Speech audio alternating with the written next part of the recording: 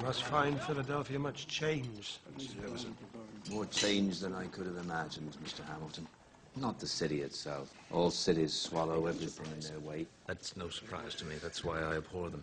But I've been, as you know, in revolutionary France, where the streets are filled with the songs of liberty and brotherhood and the overthrow of ancient tyrannies of Europe, and to return from there to this, our cradle of revolution, and find the dinner table chatter is all of money and banks and authority is an unwelcome surprise.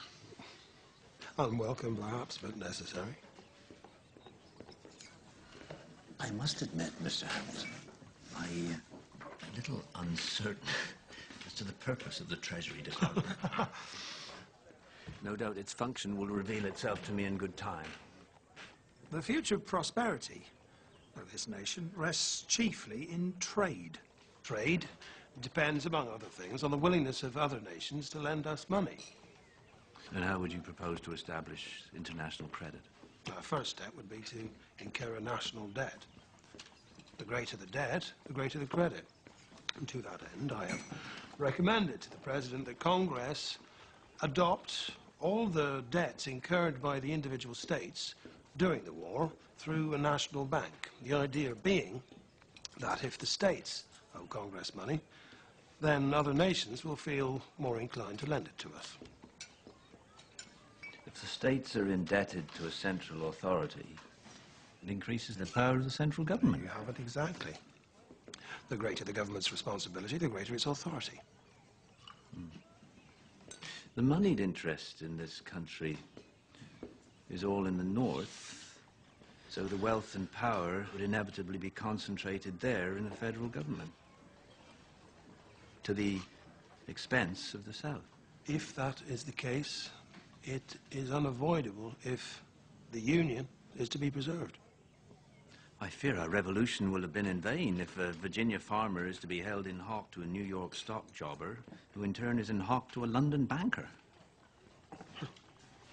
The opportunities for avarice and corruption would certainly prove irresistible.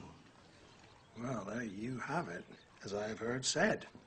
If men were angels, then no government would be necessary. Well, sadly, that is very well said.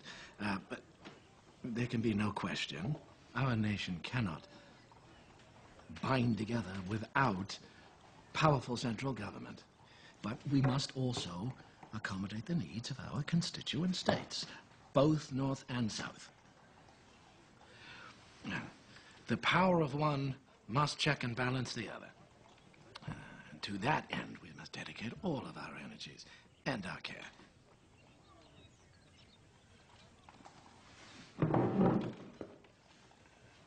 I would like to welcome Mr. Jefferson home.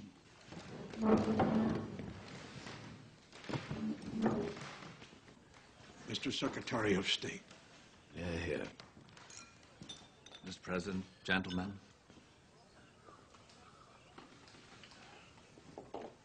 There are cabinet matters that I would like to discuss.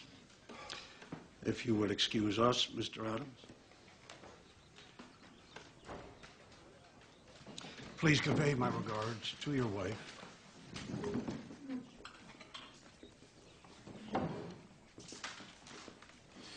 Gentlemen. John. Mr. President. Mr. President, and nothing more.